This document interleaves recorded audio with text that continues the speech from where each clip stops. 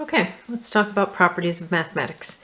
We have quite a few here to talk about. 1, 2, 3, 4, 5, 6, 7, 8, 9, 10 properties. So let's start with ones that we know, that we've learned from memory work or that we've talked about in class, and we'll move up to some new ones. So two of the ones that you've heard frequently are commutative property of addition and commutative property of multiplication. And again, what that says that we've learned in memory work is A plus B is the same thing as B plus A. Or commutative property of multiplication, A times B is the same as B times A, right? And what these are saying is it does not matter in which order you add or multiply, you will get the same thing, right? So commutative property of addition and commutative property of multiplication are about order. They say order doesn't matter. All right, order doesn't matter.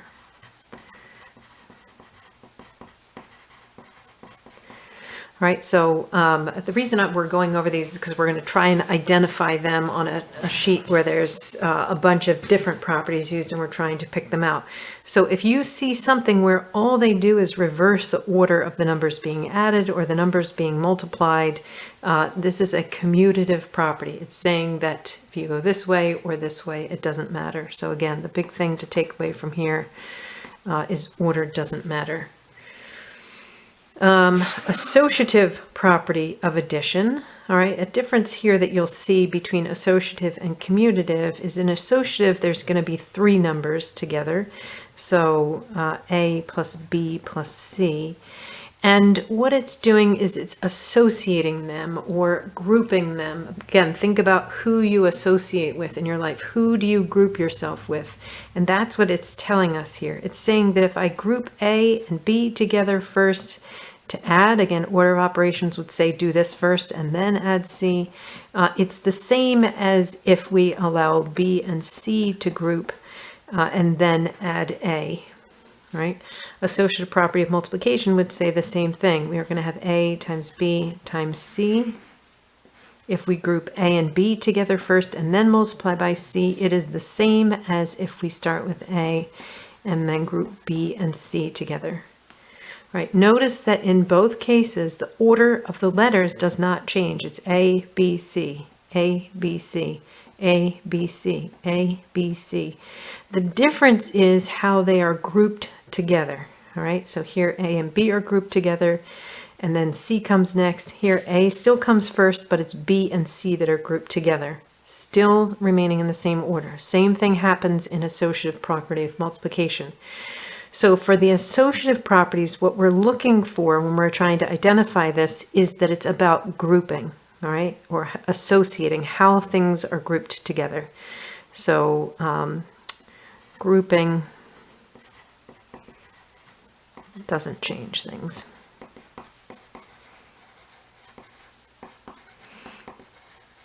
Or how the items are grouped doesn't change things. So maybe we say how we group doesn't change things. How we group doesn't change things. All right, and again, notice how here this was addition and multiplication, addition and multiplication. There's a reason it's just those two.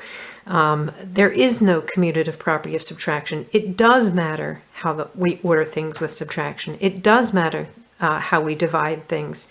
So, oh, here comes our kitty visitor. So we don't have a commutative property of subtraction. We don't have a commutative property of division. Same thing. We don't have an associative property of subtraction or an associative property of division. We cannot randomly group things with subtraction and division. It does matter. But it's saying with addition and multiplication, how we group them does not change things.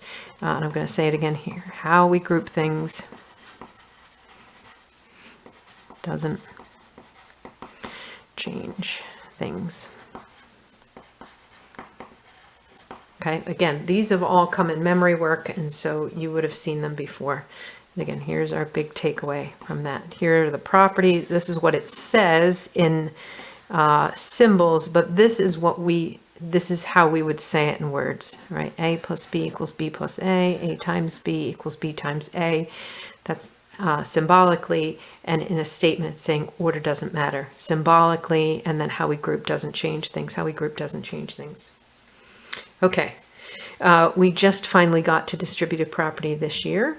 And if you remember, it was A, and again, there's a couple different ways we can write it. The way we talked about it in class is just smashing that A right up against the parentheses, B plus C, or you could write it as A with the dot, B plus C, or you could write it A times B plus C.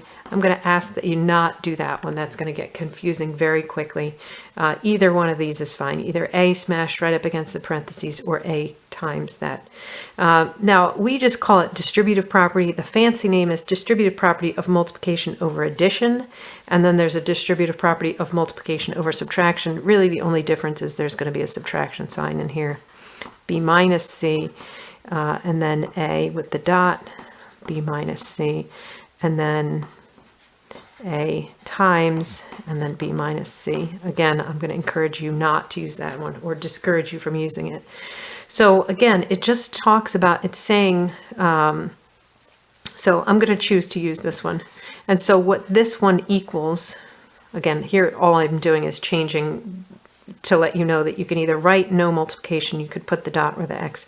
But what this equals is A times B plus A times C. And in this case, it is A times B minus A times C.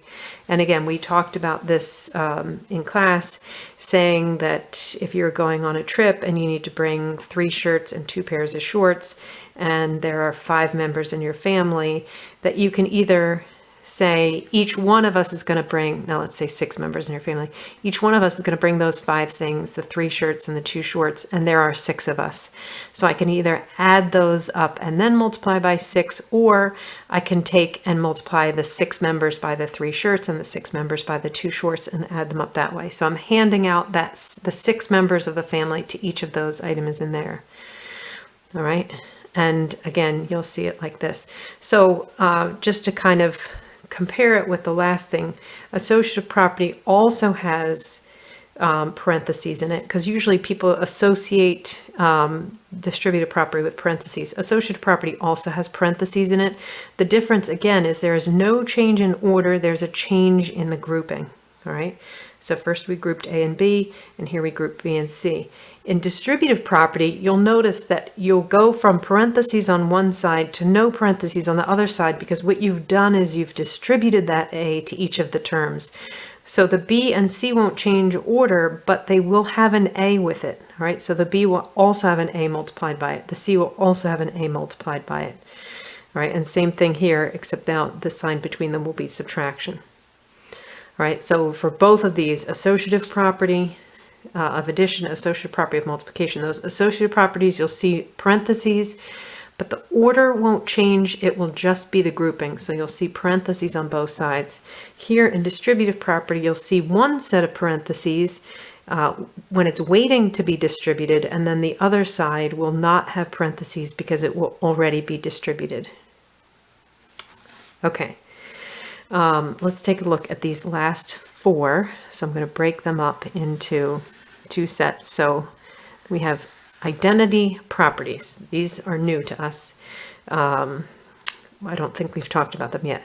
So identity property of addition, I want you to focus on the word identity. Identity is really kind of who you are, all right?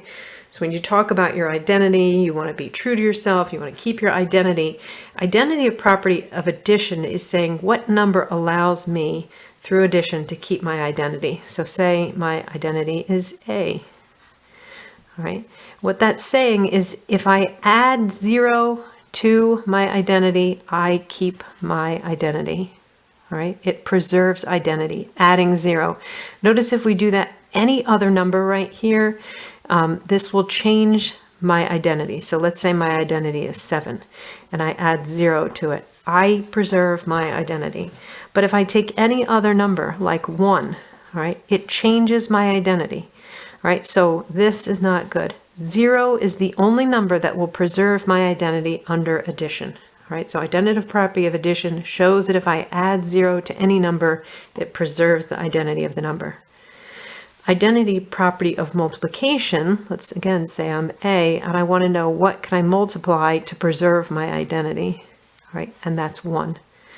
So if I multiply any number by 1, it preserves the identity of the number. So again, if I'm 7 and I multiply by 1, it preserves my identity, keeps me at 7.